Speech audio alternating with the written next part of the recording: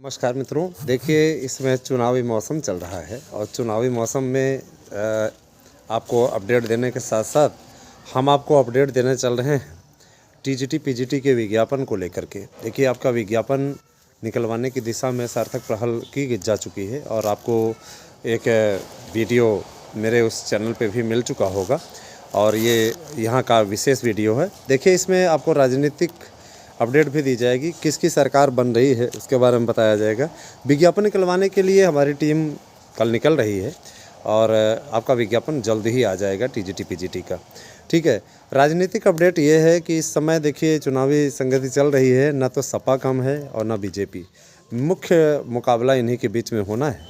तो जैसा कि सभी सर्वे एजेंसियों ने सर्वे आपको बताया होगा, उसमें बीजेपी नंबर 1 पे है और समाजवादी पार्टी उसके पीछे।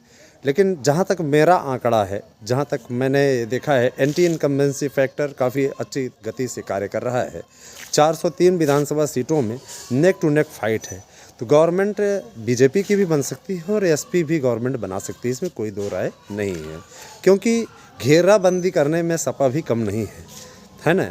निश्चित रूप से लोक लुभावन वादों के भरोसे वो विश्वास जनता का जीतने में कामयाब होती दिख रही है।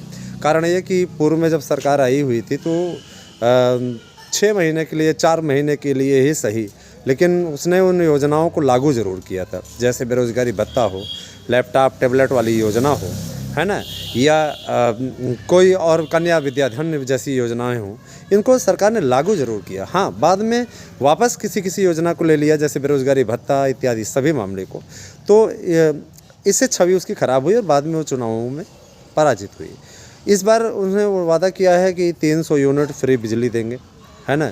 भाजपा ने भी इस 5 साल के कार्यकाल में कई सराहनीय कार्य किए। राम मंदिर निर्माण उनमें से सबसे बड़ा प्रमुख कारण रहा, है ना।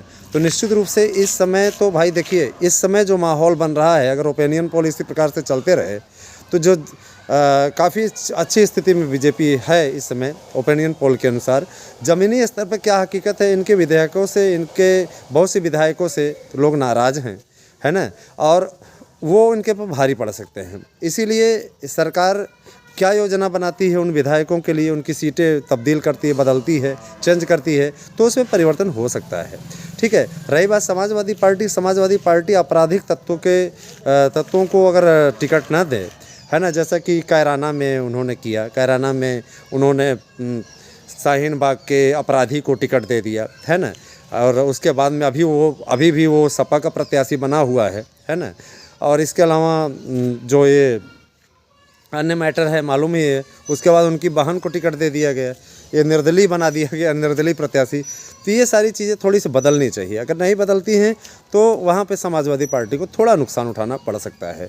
और रही बात ये कि भारतीय जनता पार्टी बसपा जो है 3रे नंबर पर रहेगी। इस बार बीएसपी की स्थिति थोड़ी ठीक नहीं है। उसके पीछे सबसे बड़ा रीज़न ये है कि मायावती जी का सक्रिय ना होना। मायावती जी सक्रिय नहीं है, चुनावों का सीजन है फिर भी सक्रिय नहीं है ना। सक्रिय होती तो शायद यथास्थिति बदल सकती थी।